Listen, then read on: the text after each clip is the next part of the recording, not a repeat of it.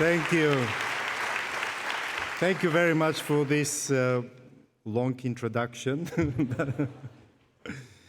It's such a great pleasure to be here. After some interruption of our graduation ceremonies, it's so inspiring to see all these graduates in one room together with their relatives, friends, and parents. And I want to start by first welcoming the families, the friends, staff, faculty to this graduation ceremony for the class of 2022J.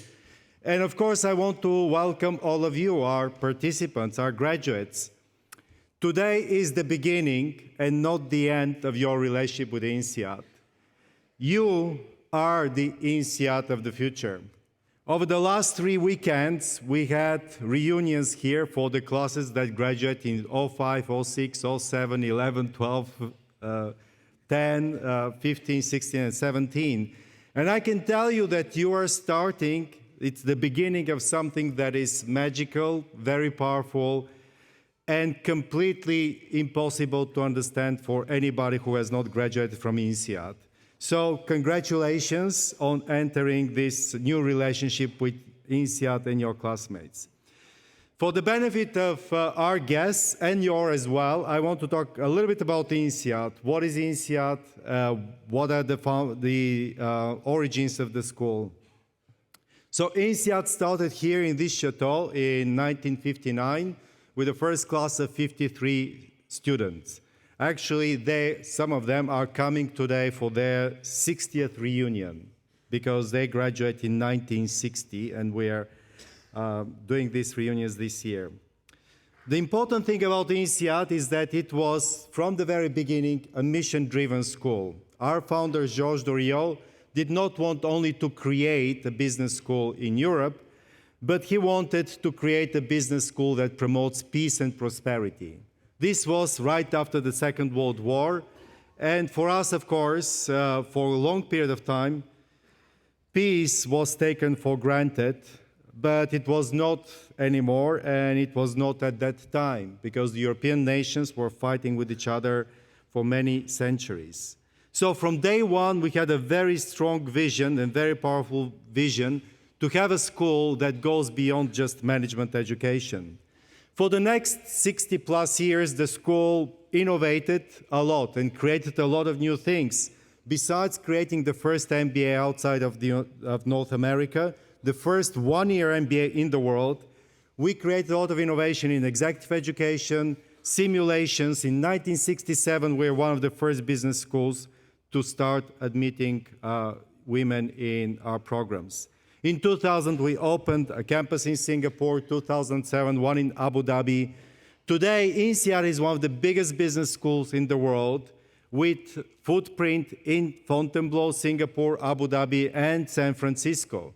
We created the Hoffman Global Institute for Business and Society that I will mention later. However, we are very proud of what the school has achieved, but all these things that we are doing, we feel that we're moving too slowly. We feel that the world is facing too many challenges today, and we need to act faster and more decisively in order to address them. When I started in 2013, almost 10 years ago, a lot of these issues about climate change, sustainability, economic inequality, were not the regular front-page news stories that you would read. Today, of course, it is a bit different. And today, we have still challenges related to economic issues, cohesion, populism, rising inequality, issues about environment and climate change, challenges coming from the implications of the new technologies and the future of work. And to really understand what these challenges are, we have to go back in time.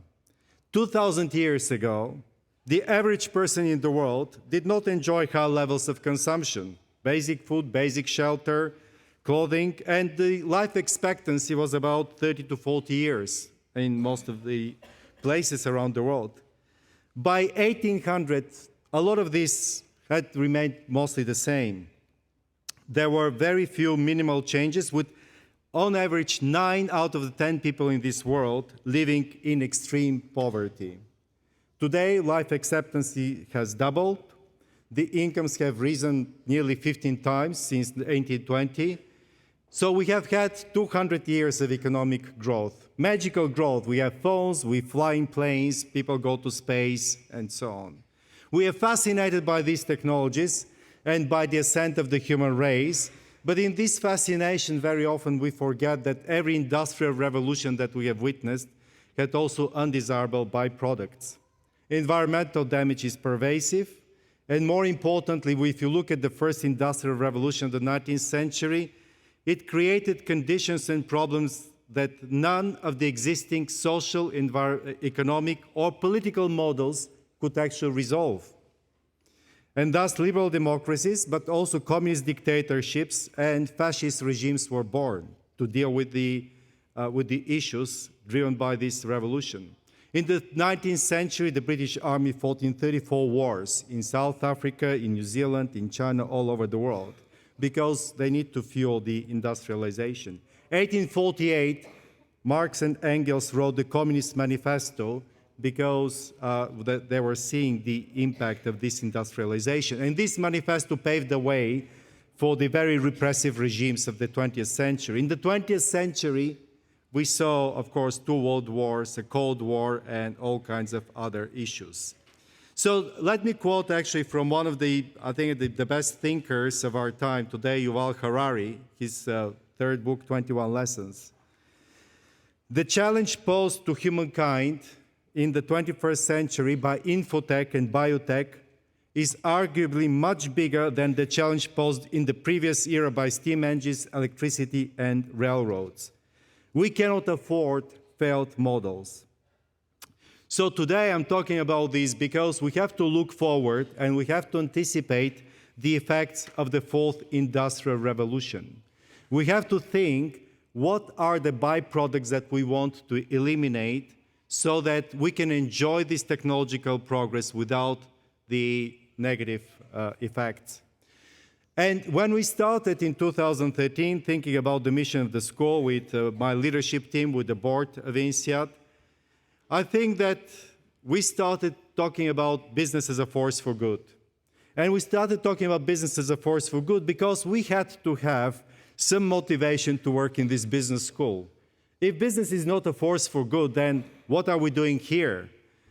Initially, we thought that business as a force for good means something very simple. It meant that we take all these bright young people from all over the world, we give them the mindset, the skill sets, they go back and they create growth, they create jobs, and they lift people out of poverty.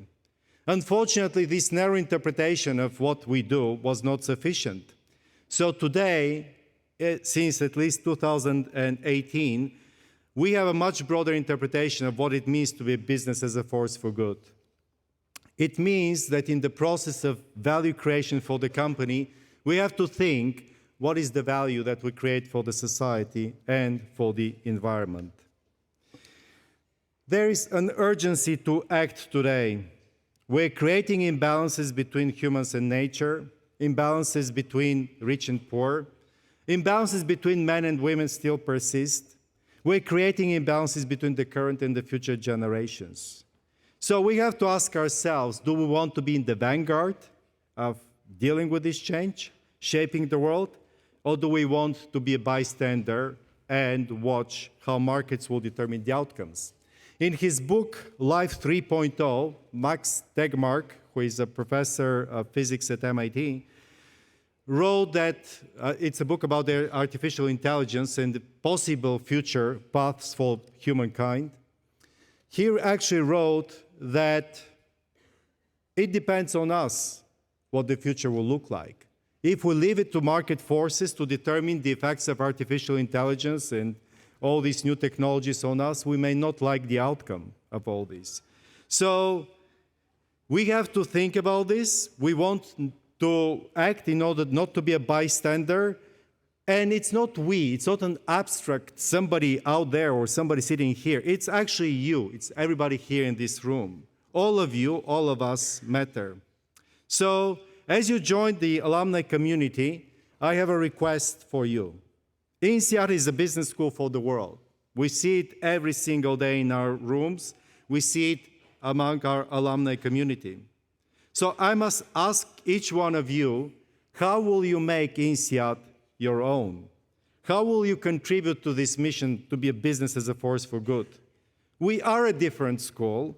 We're mission-driven with very strong values. We want the world to admire you, which I'm sure that the world will, not only for what you have done for your company, but also we want you to be admired for what you have done for the society and for future generations. So today is the beginning and not the end of your INSEAD journey. I'm asking you to become, each one of you, to become a true ambassador of what INSEAD stands for. INSEAD is about inclusion, diversity, tolerance, friendship, peace, and prosperity. So going forward, let us continue to champion diversity because it is the key to strengthening community, individuals, businesses, institutions, and the whole society. Let us promote peace and prosperity for every individual, every community, and every country in the world. We are proud that you chose INSEAD to earn your MBA here. I have no doubt that the class of 22J will change the world for the better, like many of our previous classes. I have no doubt that you'll contribute much to the prominence of our alumni and our school, which from now on you can call your own. The world is facing incredible challenges, from wars to climate change to inflation. You acquired the knowledge, the tools, and the skills to turn these challenges into opportunities. You'll be facing an uphill battle, but you have to win because you are INSEAD. You're not only alumni now, you are our partners in this magical journey called INSEAD. Congratulations, thank you, and good luck, amazing class of 2022J. Thank you.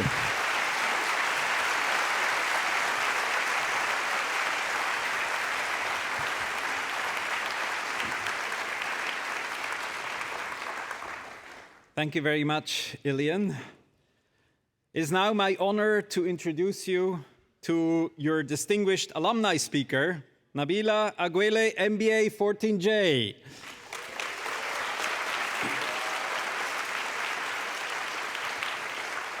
I'll give you the long version too, but she was also the valedictorian at her graduation in 2014. Nabila is a Nigerian, American, Canadian, typical INSEAD. Less typical probably is that she has a law background and is a public policy professional with 17 years of combined experience and passion for human capital development and gender advocacy. As a special advisor to Nigeria's Minister of Finance, she leads on international development cooperation and performance management. Her work includes development of Nigeria's integrated financing framework to achieve the Sustainable Development Goals, women's economic and social empowerment through the advances of gender-responsive fiscal policies and budgets, and international cooperation initiatives focused on regional stabilization and climate finance. A firm believer in power of education to advance inclusive and sustainable development, Nabila serves on our INSEAD's board of directors, as well as on the board of Girl Rising, a global nonprofit focused on girls' education and empowerment. She's also been a member of INSEAD's Force for Good campaign and a member of INSEAD's Equity, Diversity and Inclusion Task Force since 2020. Nabila also sits on the advisory board for Talent X Africa, a film financing marketplace that's leveraging technology to empower filmmakers and investors. Before moving to Nigeria in 2016, Nabila practiced law in the United States, representing Fortune 500 companies in complex civil litigations. Her passion for impact-driven lawyering and leadership development led her also to complete a 2-year term as practitioner in residence and an intellectual property law professor at the American University Washington College of Law. Nabila has a BSc from the University of Toronto, a Juris Doctor from the American University of Washington College of Law, and an MBA from INSEAD. She's also an acrylic artist and has exhibited and sold her paintings in the United States. Please help me welcome Nabila to the stage.